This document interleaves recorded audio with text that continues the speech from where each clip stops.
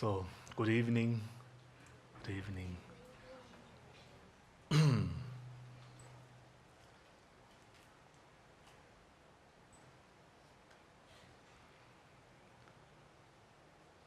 Today, we will talk about mindfulness. Mindfulness, I think, in the last few decades, it has received much attention. It has also become quite popular um, in the West, and also it's getting closer to becoming more mainstream, even in the fields of uh, medicine. So this is all good. All of these practices related with mindfulness, it originates in Buddha's teachings, in Buddha's teachings.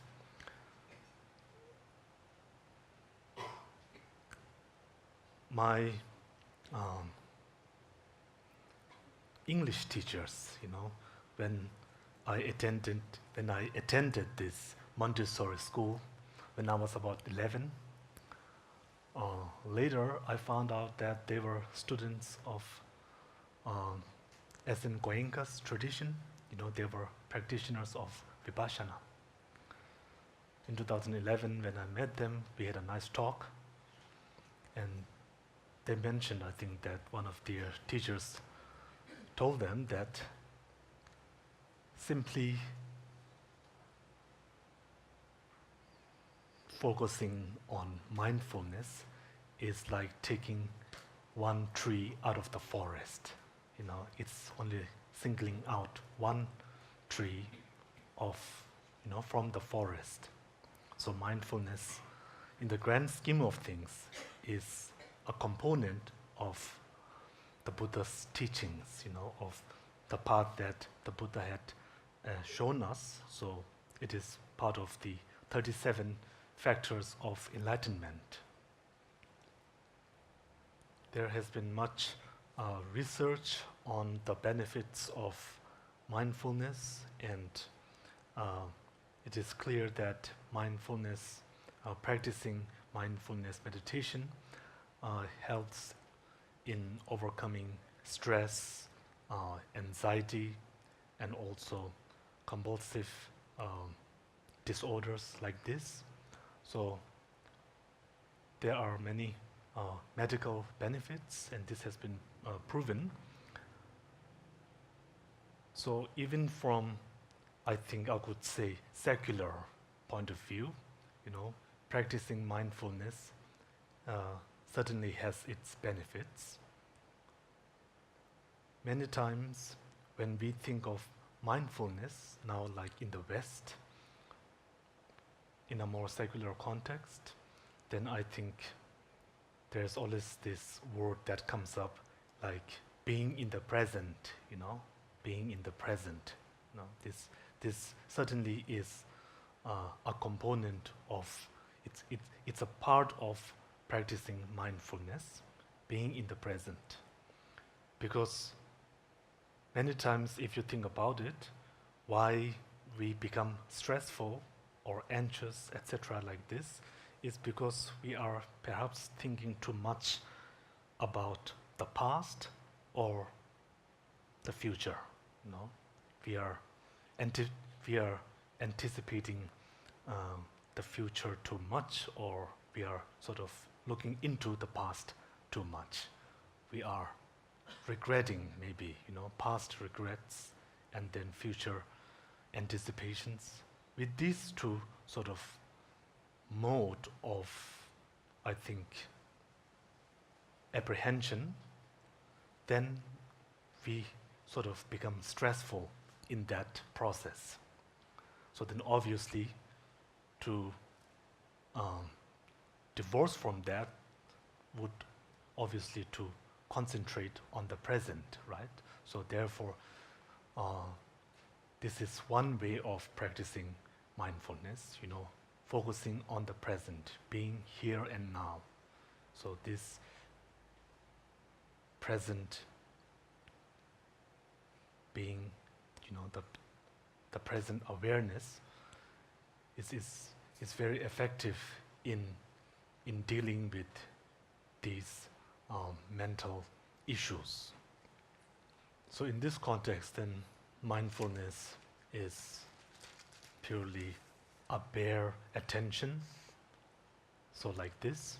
And then on a different level, then mindfulness is associated with remembering, with recollection. And here, when one experiences sights, sounds, smells, tastes, and touches, one has to then sort of recollect this moment, and one has to think, I'm seeing, this sight. I'm smelling now. I can hear. So, and also thinking like this, and being aware of these sensory objects without any judgment, without judging, but simply being aware of that and remembering these experiences. In this sort of age, we have come to a point where we have become really advanced in living our lifestyle. We have become quite complicated, I think. Our way of thinking, our goals, how we try, the lengths that we go in order to achieve that. We have so many different choices. So we have really become quite advanced in that department, what we call multitasking. We are really multitasking all the time. We are here and there. Our minds, they are here and there all the time. They are sort of running everywhere, right? This is our present situation. Yeah? So we have to be aware of the fact that we are multitasking all the time, all the time. So one way of applying mindfulness-based meditation is that when we do a simple task like cooking, then stop thinking about all the other things, but just think about the matter at hand. Think about what you're doing now. So like this, I think, is one way of practicing mindfulness. In a practical way, of course. Yeah. So practicing mindfulness does not require one to, take the meditation posture and being very formal like that. But even for something simple like that, then you could practice mindfulness and then begin from there. This, I think, is very important. When we practice the Dharma, we always have to approach the Dharma like this. The Dharma, it's a collection of so many teachings and methods, right? You have to ask yourself, what is the right thing that is for me, right? And how does it apply to me? And how can I use this method in the best way for me? So this is important, and it always needs to be basic. Getting down to the root of the practice is very important. Not sort of getting lost in the complexity. Just as I was talking about, the reason why people are stressed out is that they're lost in this complexity. They are making things too difficult for themselves, of course. It's not because someone else makes it difficult for them, but it is, I think, in a way, it's voluntary, you know. It's by our choice that we find many times stressed out like this. So we have to, in order to overcome this problem, then we have to exercise some mindfulness, you know, just try to be a little bit more mindful when completing simple tasks. Mindfulness, to practice it, and I think then in order to get some results, then what really is important for practicing mindfulness-based meditation would be, of course, something like ethic. You know, ethical conduct is very important. If one does not has a standard, you know, has a high standard of moral ethics, and just for the simple purpose of overcoming some mental issues, if one practices mindfulness-based meditation, then one will miss out on the full result of mindfulness-based meditation. So one should first, for example, like take the basic 5 precepts, you know. So these 5 precepts, it sets a bar for one's ethical conduct, you know. Ethics is very important. And with these, and by adhering to these standard of ethics, of moral conduct, then one can use this mindfulness-based meditation. And then with this, then your meditation sessions will be more fruitful and more results. It will bring more results. Mindfulness also plays a very important role in Buddhist practice. For example,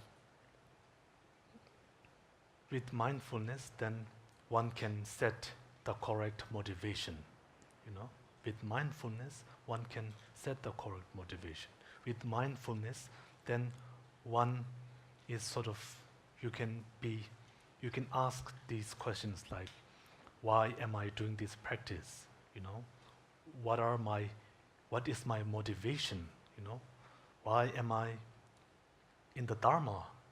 Why? You know, so these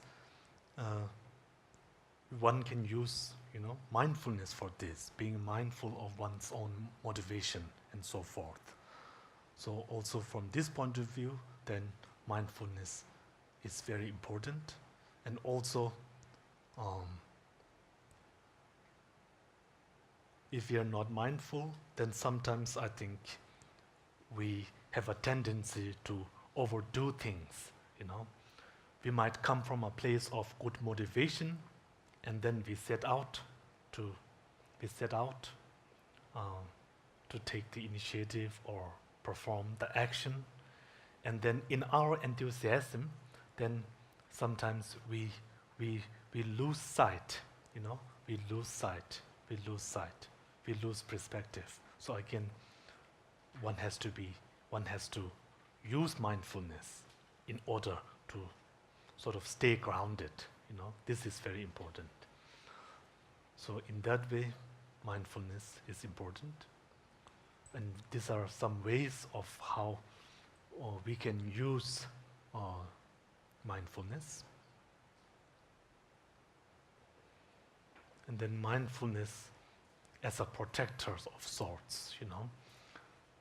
So when we, in our behavior, if we do not utilize mindfulness, then because of some inclination, negative inclination, then we will sort of go towards that direction, right? So in this way, then mindfulness is like a protector, protects us from engaging in non-virtuous actions. So in a way, there's this expression, I don't know if we use it here, watcher at the gate, watcher at the gate. So it keeps us in check, mindfulness, it keeps us in check. Behavior is very important. This is a fact we all know. But because of, again, inclinations and, of course, what we call the self-cherishing mind, sometimes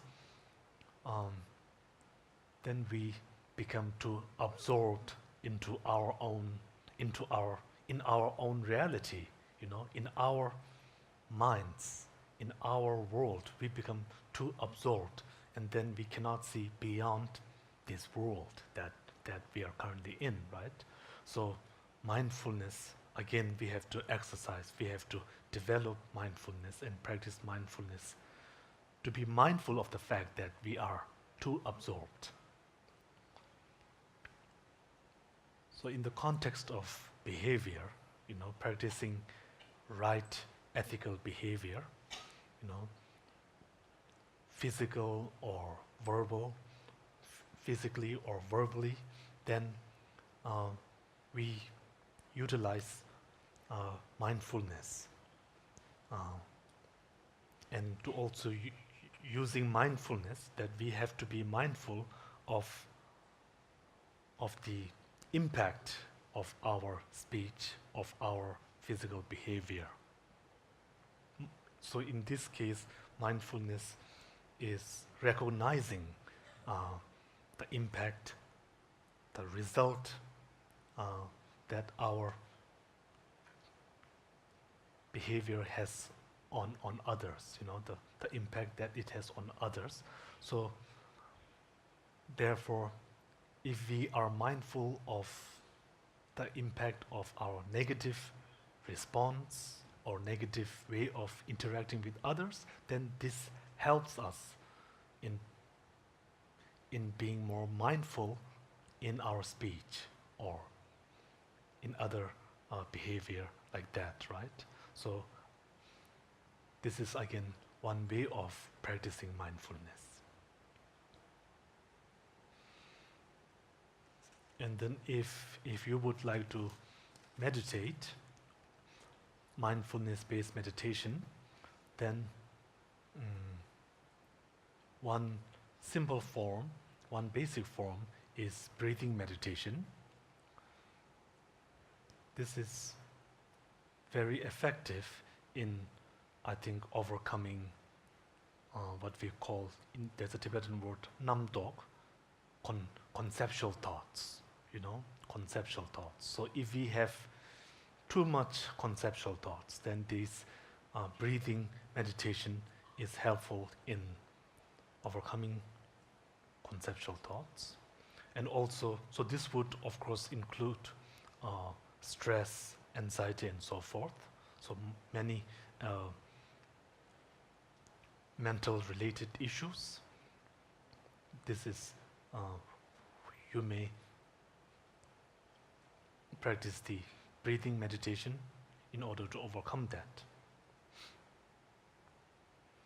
So with this, first by adopting a posture that is most comfortable for you.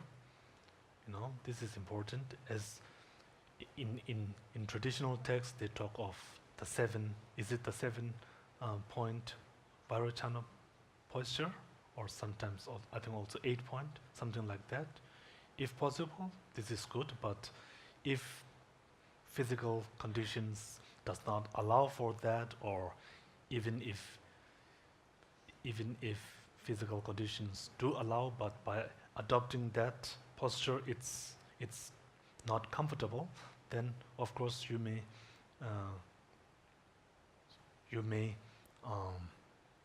adopt a posture that is most comfortable, right?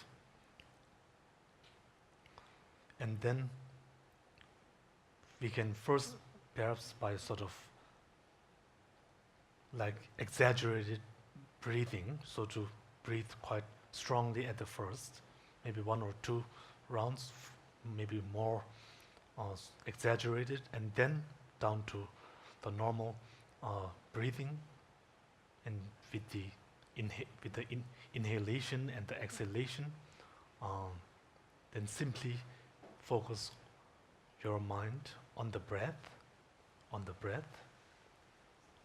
and if you find your mind wandering elsewhere, this is perfectly natural, right? This is perfectly natural. Then sort of gently redirect your mind to your breath again, and just be aware of the inhalation and the exhalation process. And you don't need to think about any other things. So simply trying to be in this state. Try to be in this state like this for maybe 10 minutes or 15 minutes. And this form of meditation is beneficial in,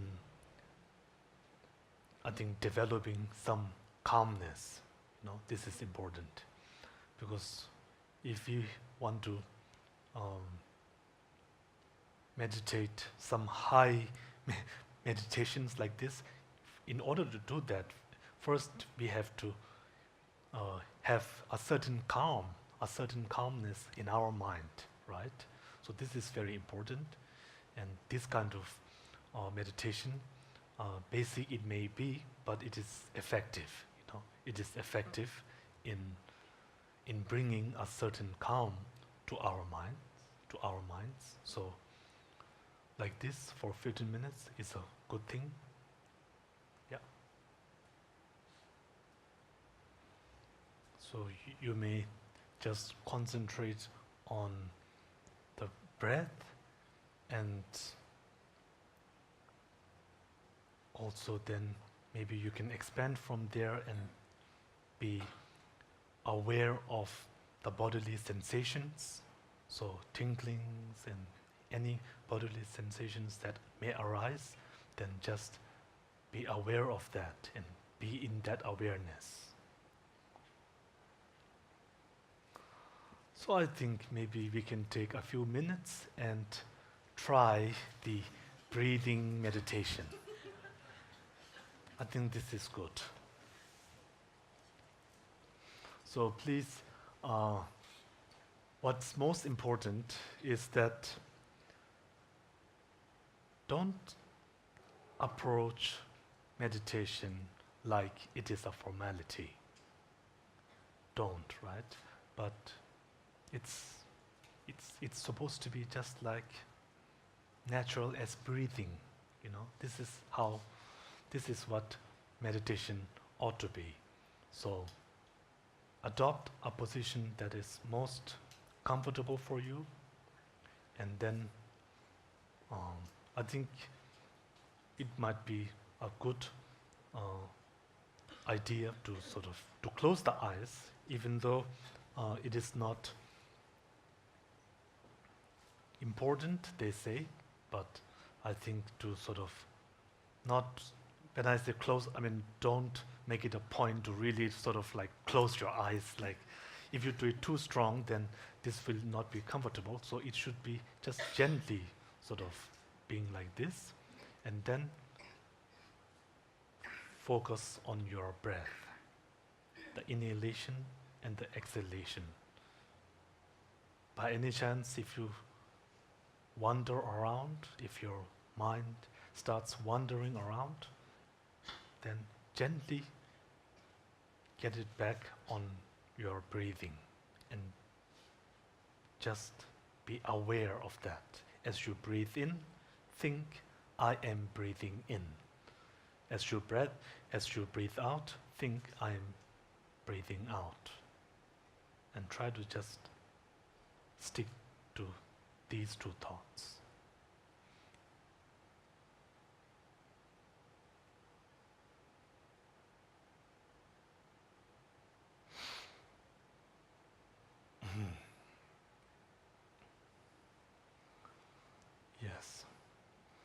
So, like this. And there's also one other way, which is meditating and then counting your breath. So first, so counting till 10 circles, 10 rounds, and then going back to 1, So there's also this method, and you can also try that.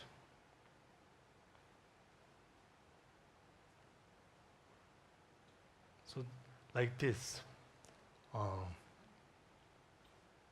way of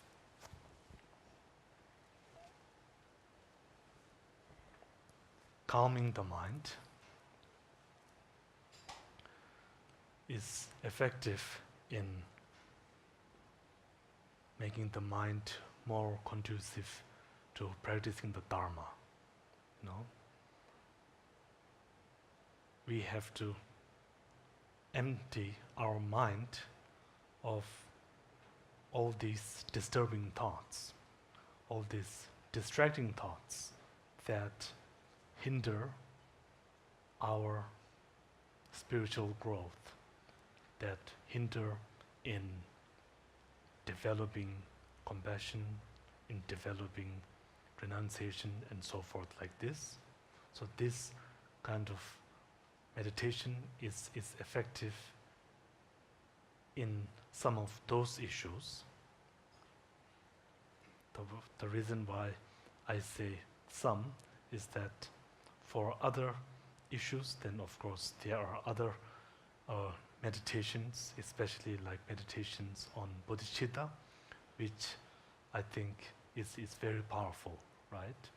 But at least when it comes to many conceptual thoughts, elaboration of thoughts, then this form of meditation is very effective. So mainly, I think this kind of breathing techniques like this is used primarily in order to overcome elaboration of thoughts,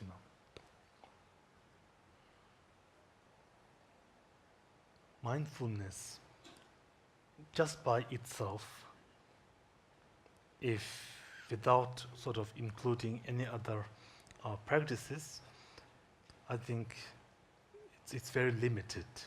It has its limits. It certainly has its limits. But when it is combined with other practices, then it really becomes strong. It becomes strong. It is then effective. So in the context of, say, generating faith and wisdom, conviction and wisdom, then mindfulness is used to sort of balance these two, faith and wisdom. Mindfulness balances faith and wisdom. Faith without wisdom, or wisdom without faith, then they are, if one has faith but no wisdom, then there is the danger that the person could become there's a risk of having too much faith, not backed by wisdom, then can become blind faith, right? And with this kind of faith, blind faith, then it can be detrimental. If faith without wisdom can also contribute to, I think, form. It can lead the person to become sectarian, very one-sided like this, and also, you know, uh, how nowadays around the world there are many, I think like wars, that throughout history wars have been fought in the name of faith, and arguments and like this disharmony. Some of those has uh, some of those are results of having faith lacking wisdom. So faith needs to be, there has to be a wisdom behind the faith, and then wisdom without faith, then one cannot go too far. One cannot go too far with just wisdom. So mindfulness balances faith and wisdom by recognizing. I think first it one has, if one lacks wisdom but has only faith, with mindfulness, then one can use that to recognize, the shortcomings, one's shortcomings. So like this, then mindfulness balances faith and wisdom. And with mindfulness, it consists primarily of attention or memory, remembering, recollection, and then concentration or awareness. So concentration is very important, because without concentration, then we don't get too far into anything. Even as children, when we had to study, without concentration, then we wouldn't have understood the whole meaning, right? And when we learn something, we have to dedicate some time for that. Continuity, right? This is important. So, same thing, if we want to dedicate ourselves to the Dharma, then this concentration is very important. Continuity in our endeavor, continuity in practicing is very important. So mindfulness is also important in that context. So when we have the mindfulness-based meditation, then the two central parts is one part of being present, awareness, remembering and seeing things, and then having this continuity, right? The concentration aspect. So the memory aspect and the concentration aspect of mindfulness-based meditation, they are very important in actualizing the result, in actualizing the fruit of the path, the fruit of the path. Otherwise, it becomes very theoretical, It's all here, right, in the brain, but really lacking something from the heart. So why is this the case for most of us? Because of the lack of, I think, mindfulness, of not exercising mindfulness, because we are not being mindful of these facts, If you think about it, we can see an object, and all objects, they have so many different aspects, right? So with mindfulness, then we have to be mindful of the aspects that help us spiritually, So everything that exists in this world, they are all impermanent, yeah? So you can take this as an example, but we don't think too much about the impermanence of things, do we? right? So therefore we're not being mindful of the impermanence of things. And yes, some things have they have a nice color or they have a nice shape. We concentrate too much on that, right? So if we take our minds off that and then think about the impermanence of that same object that moments ago appeared very nice, very pleasant, then our mind is it, it is then directed towards the right direction, you know. It is then directed towards the Dharma. So like this, the Buddha, you know, when he taught this precious teaching on Satipatthana, mindfulness practice, it was always in the context of, you know, impermanence and emptiness like this, right? So this is something that we have to be mindful of, you know, beginning with impermanence and so forth. So to always be like this, this is, I think, how we apply mindfulness. We can apply it in a secular way, of course, but then to apply it for our dharma, then this is the only way. You know, this is the only way. By being mindful of, you know, starting with being mindful of impermanence. So being mindful of impermanence is very important. I'm not suggesting that we all have to give up everything and then stop enjoying. I'm not saying that.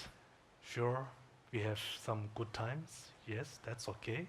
But when you are sort of going through, you know, the ups and downs of life, you know, when you're going through an up period or you are sort of really enjoying, you're in much enjoyment, then it would be a good thing to, I think, at least recognize that this moment will not be there forever, you know, that this beautiful object that you have come into contact with, it won't exist forever. It will change, you know, it will change. So at the back of your mind, you know, always try to be mindful of impermanence, you know, of change.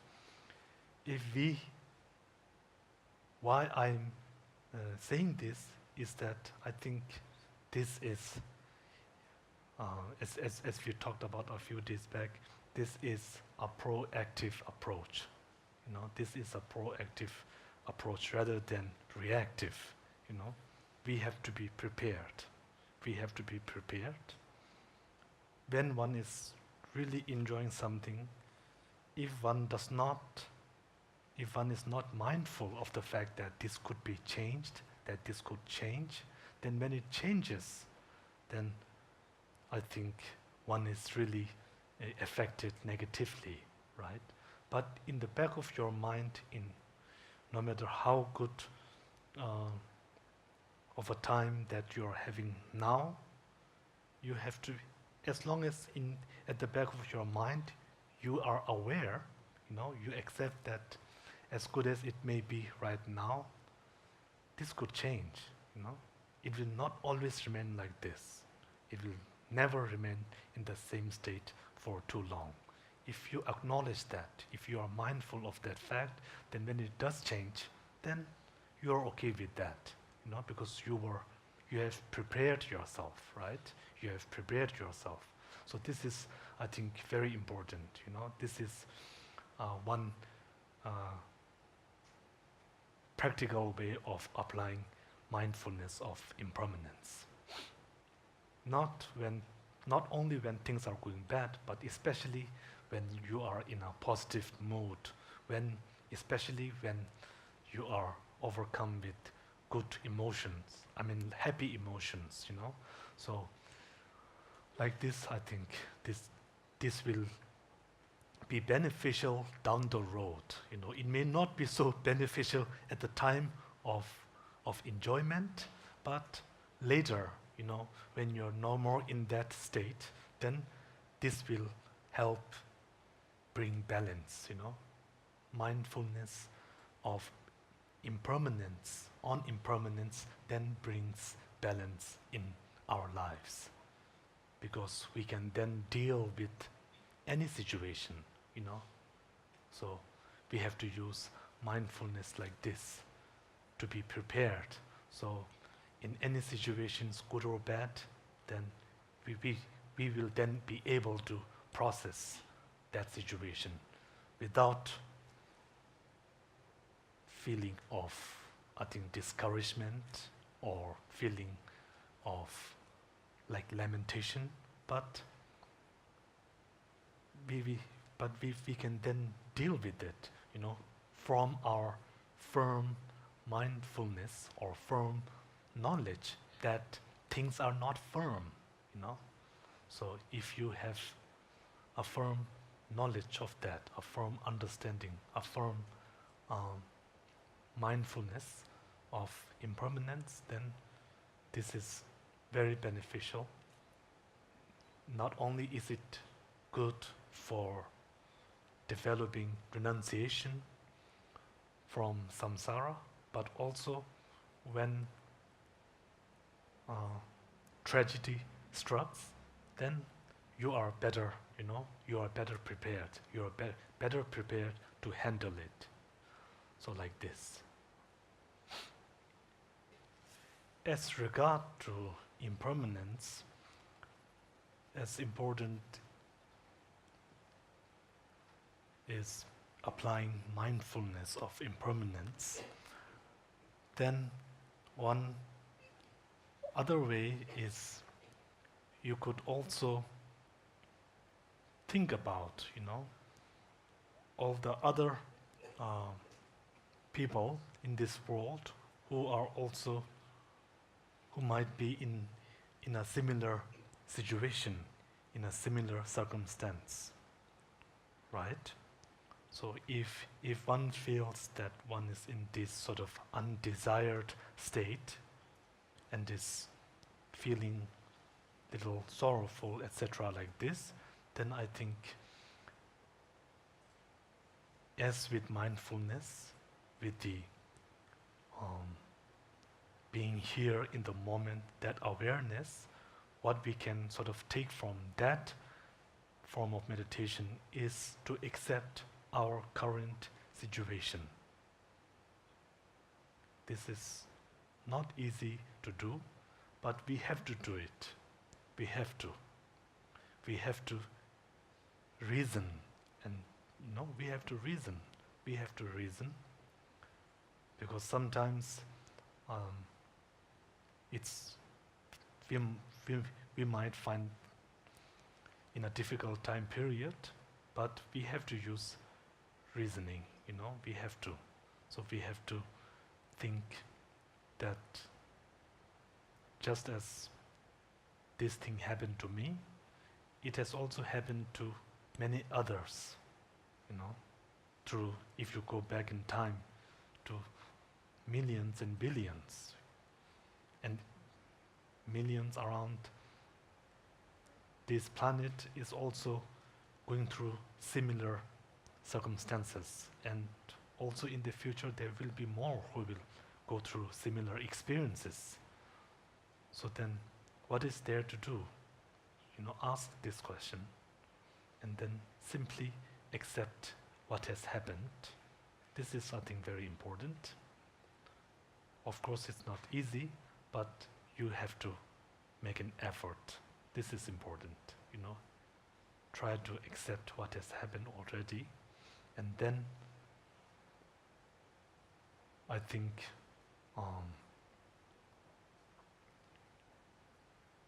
being mindful, being mindful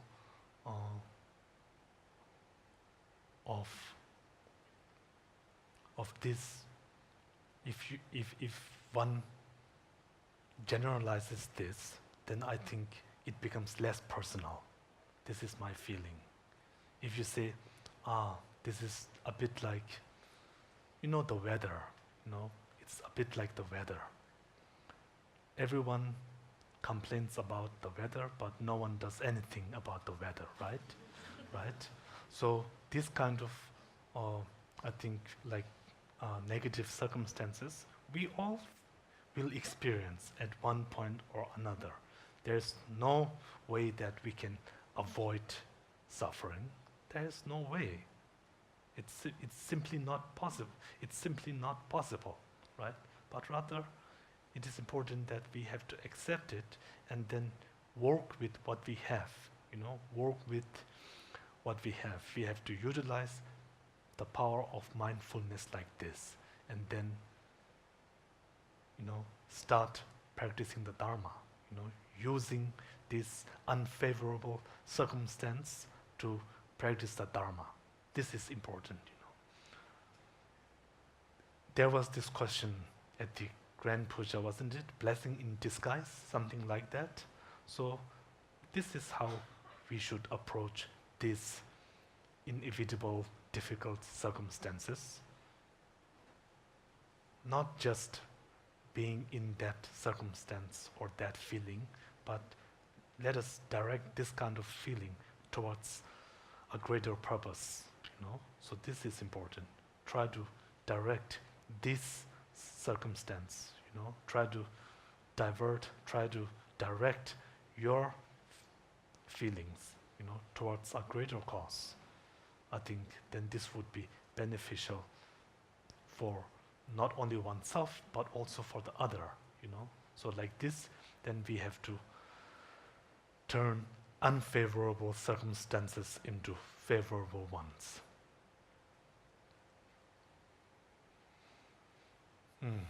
So like this,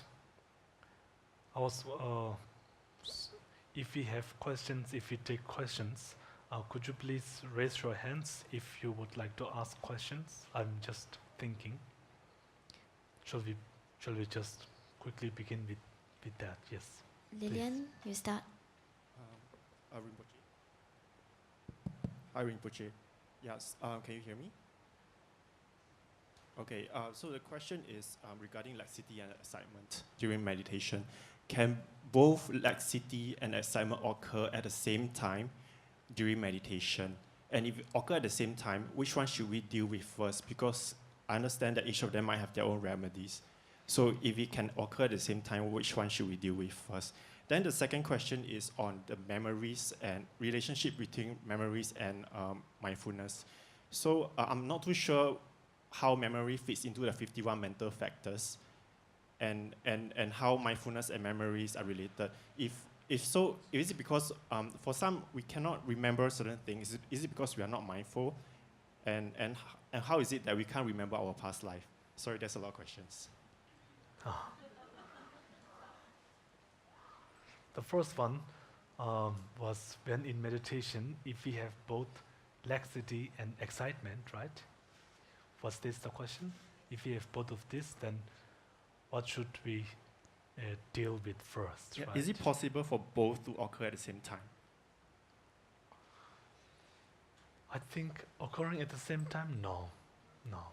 Laxity and excitement occurring at the same time, I don't think so. But as you know, laxity is something that I think we don't have to worry too much on our level. For us, excitement, when I say us, I mean like beginners, including myself, then excitement is more of a problem. It's more of an issue, Laxity, I think in order to even have laxity, you have to be quite high, your meditation has to be quite advanced, more advanced than my level.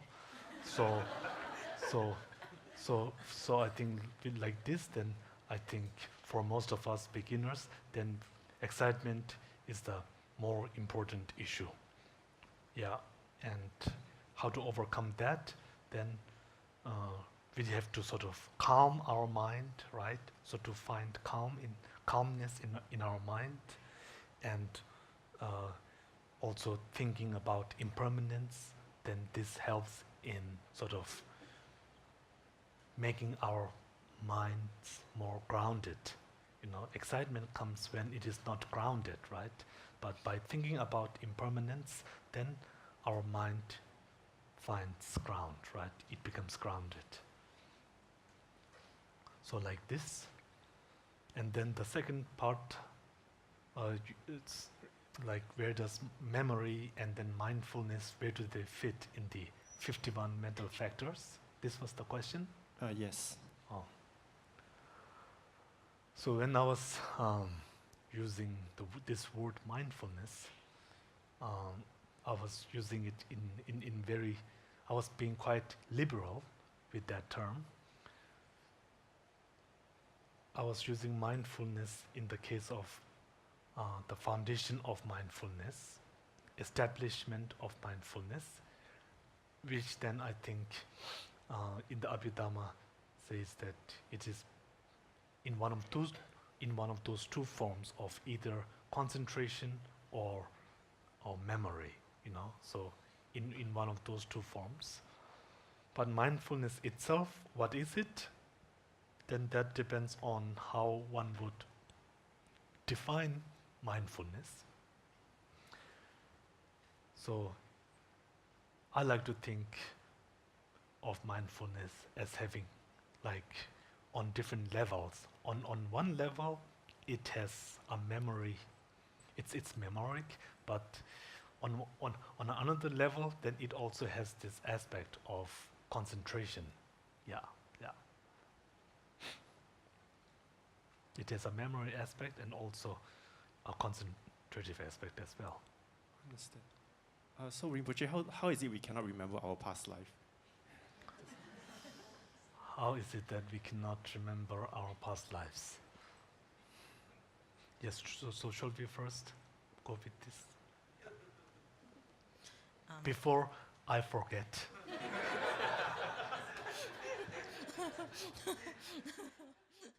I was thinking maybe one reason why most of us cannot recall our previous lives is that, you know, as explained in the teachings, as explained in the Tantra,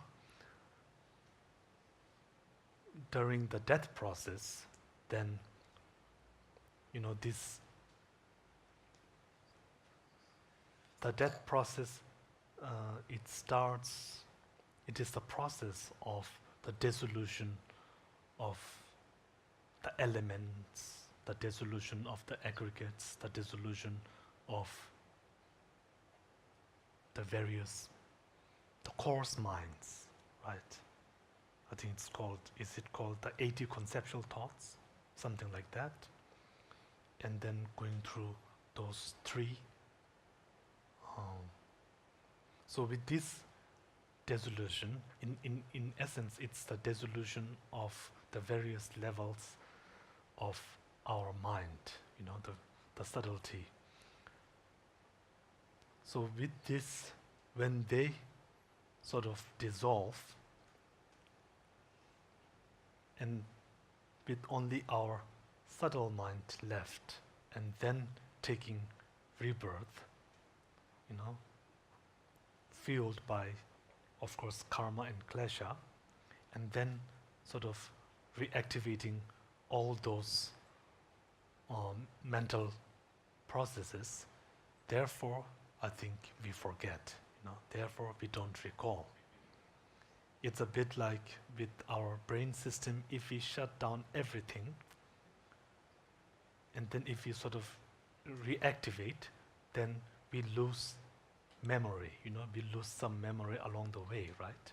So I think something similar happens also with our minds, that when our gross state, the gross minds, the coarser minds, when they stop functioning and when they dissolve, after that, when they are sort of reactivated, then the memory has been sort of like wiped clean, right? So I think this is, one reason why. But then, this is just like my hypothesis, but if this was the case, then there are people who recall previous lives, and then from their previous life to this life, they also went through those mental dissolutions. So that somehow does not apply. Just that pure reasoning does not apply. I was told that there was one professor, I think Professor, is it Stevenson? I don't remember his last name exactly, but he did a research, and it's somewhere on the internet that you can see his interviews, and interviewing these children who recall their past lives. And some of these children, I think, they didn't have a family background that believed in reincarnation, right? So this is very interesting.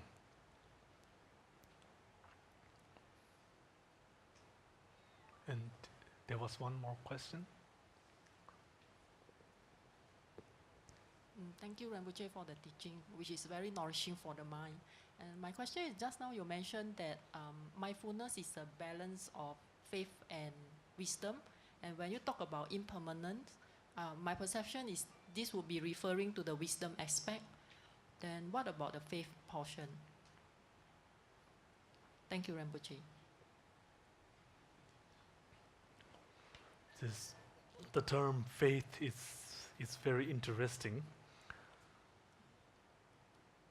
Traditionally, I don't know, I think this English word faith, it can be used for, I think, religions.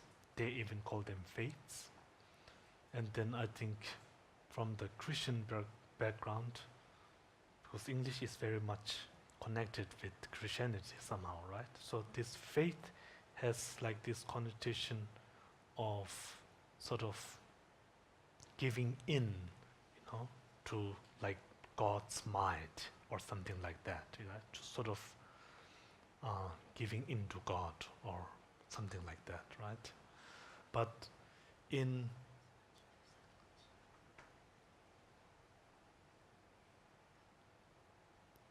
this Tibetan word Tepa, then as explained previously, faith, it's understood on 3 levels. The first level is that their faith has faith in the aspect of clearing one's mind of negative thoughts, So the mind becomes clear of that.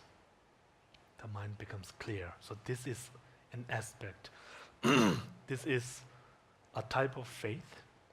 And then the second one is more a belief, So, for example, believing in the validity of the 3 jewels, believing in the 4 noble truths. This is the second type of faith. And then the third, I think, it's aspirational, right? Not only sort of believing in something, but also trying to emulating, the qualities of one's teacher, of the great teacher, the Buddha, So these 3, when one sees the qualities of the Buddha, immediately one's mind becomes clear, right? Clear of any negative emotions when one sees the Buddha, his qualities. And then as you listen to the teachings, then you develop a firm belief in those teachings, right? And then lastly, then you can sort of link, his qualities to his teachings. And then when you are able to link these 2 together, then you would want to emulate his qualities by practicing what he taught, by practicing his teachings. So when that happens, then this is the third type of faith. So when you think of faith like in those 3 terms, then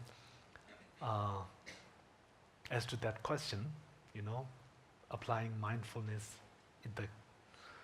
in relation to impermanence, isn't that more wisdom-based as opposed to faith-based?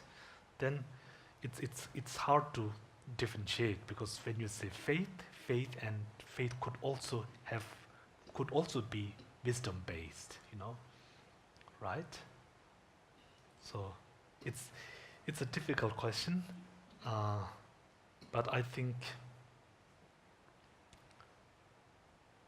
with mindfulness, one is able to develop a faith that is backed by wisdom. Not simply having this first type of faith, but by utilizing mindfulness, how does one really come to the teachings of the Buddha? Obviously, you have to give much thought, and that process is a process of being mindful, right? Being mindful, because if you simply thought theoretically about his teachings, when he said everything is impermanent, then I think something is missing. I think one needs to become mindful of impermanence to really understand Buddha's teaching on impermanence. Not simply, what's the word? Is it theorizing? Theorizing? Is that an English word? Yes. Theorizing, not simply theorizing, not just sort of looking at the reasoning, at the logic of impermanence, but when you are walking down the road or when you are eating, at that time being mindful, of that aspect of impermanence, then for me, there seems to be a difference, Not just having a good knowledge of impermanence, I think is different from being mindful of impermanence. Yeah? So only by applying mindfulness, then you can get down to the core teachings of the Buddha. And when you get down to the core teachings, when you really understand the core meaning of his teachings, then this helps in bringing faith and wisdom together, right? So in this way, then mindfulness balances, faith with wisdom, or it unites. Maybe balance in this context means to, I think, unite. Yes, like this, I think. Yeah.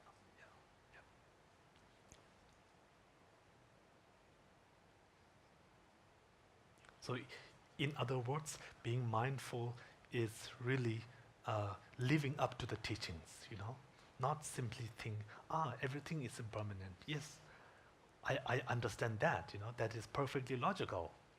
If everything was not impermanent, then this couldn't be possible, that couldn't be possible. Yes, I understand that. This is just theoretical. And if you only think like this, I don't think this is mindfulness. No. Okay, so I will stop now.